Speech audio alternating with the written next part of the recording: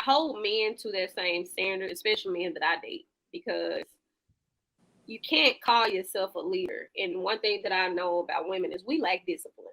We lack this. Women, if we can get out of it, we gonna get out of it. The most beautiful thing that you can get and learn from a man is discipline. A man who practices what he preach. Yes. Right. So this is why it makes sense to me, right? Like I'm not gonna take the risk of even one woman staining your reputation of saying he a deadbeat. Because I mean, it could be two other women, right, saying something different. But at the end of the day, I have to be responsible for what happens in this selection process. The same way, if he were to marry me and I turn around and I sleep with all his friends and he gets embarrassed, he has to be responsible for that selection process because you chose me. But I don't like the idea that men want the conditional association of leadership and logical thinking only when it suits them. Because even in the double standards, you still have to show up and say, I can do this, right? Like if you was kicking into college, that's one thing. But if you're telling me as a 30-plus-year-old man that this is your rite of passage, you have to do this, but I also have to hold you to the idea that you're a leader. You want me to respect your authority, but you can show no discipline, no restraint for you being selective for the women who want access to you. And then you're trying to fearmonger me out of marriage and tell me, oh, I can't have your resources. I have to prove myself, this, that, and the third. You got to be a well-rounded man. You can't pick that up and put it down. You got to show that at all times because there's a lot of fickle women out here. And when I see you can't mitigate that, now I see you as weak, brother. I don't give a damn. Yeah, they're out. They're not getting selected. So I agree 100% on that. One of which I understand that with men and women, there's different things that we may value more or less. But one thing a woman really values is that discipline and that restraint that you can have. That's going to really amplify all of our qualities with you if we're able to feel safe and trust that. I just want men to, and to me, that just looks like you respecting yourself more. If you feel like women nasty, you feel like women, they don't carry themselves at a certain value, this, that, and the third, then that to me should have, because I'm a reflection of you. So what's going to happen is when I get with you, other women are going to feel like, oh, he with Paradise Paris. I know he got to be a good one. I know he got to be, he got to be putting it down. He got to be this and the third. You already got a target on your back for being with me. You already high profile from being with me.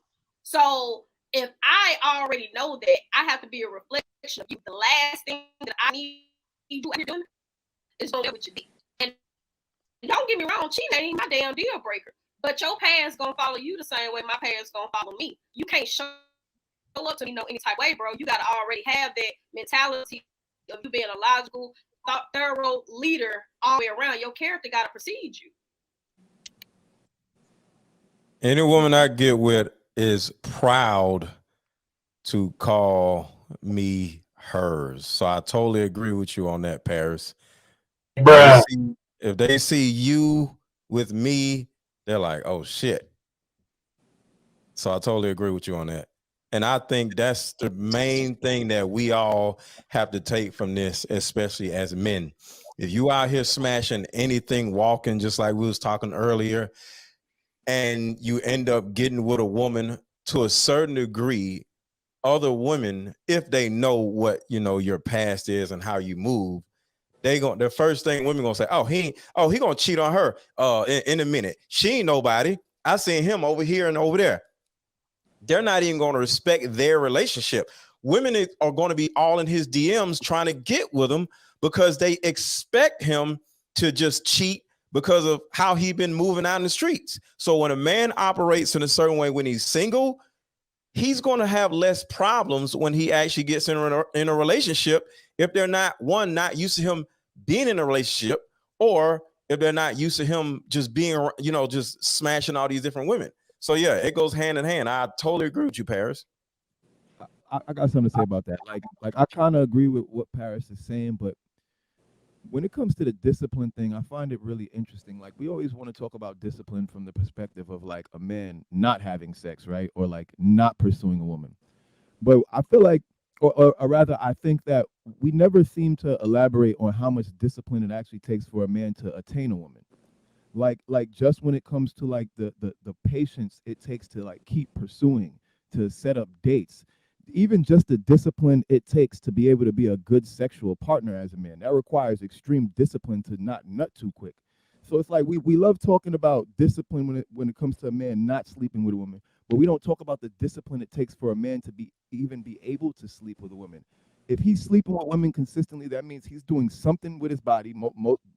He's probably taking care of his body in some way. He's probably taking care of his finances in some way. He's probably taking care of his grooming in some way. He probably knows how to articulate himself in some way if he's having this level of success with women. So I don't think we can judge and hold men accountable in the same way we do with women, because for men it actually takes discipline and skill to even attain women in the first place. So we always talking about like what happens after he exercised that discipline already to be able to get the women. Now we're saying he needs to have a new level of discipline to resist. And it's just like, to me, that doesn't make sense. It takes discipline to even get women in the first place. So you have to give him the credit for having that discipline to start with. So what about So I agree with you. I agree with you, Clout. And I think to Pierce's point, our past is gonna follow us. I think it does, right? But I think it does it in this way.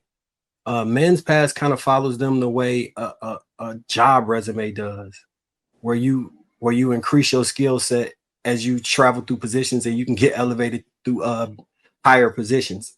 Women's kind of follows them the way a prison record. Keyword positions, through the way a prison record would follow them, and it's usually held against them in the same way. So it does follow you, but in a different way, because there are men who are virgins, right? And they're typically a joke when people talk about them. They could be great men, but most women don't aspire to have a 40-year-old virgin as the man they date. Whereas men would accept a 40-year-old virgin and potentially marry her specifically from that fact, garnering some other, key aspects that'll make it different. But the discipline it takes to build yourself up to the type of man that's able to get that many women or to acquire that many women, it's an immense amount of discipline that it's going to require to do that. So I think that using men's sexual discipline and not having sex with women, it's the opposite. So gender roles and double standards do exist, and I think unfortunately for women in this case, that is a specific gender role that exists, and it's historically going to be that way. To Cherish's point about how our bodies are set up, I mean, it's the biology of it. It is what it is. Hold on. Because are we talking about in a relationship or not? I don't want men opting in and out of their.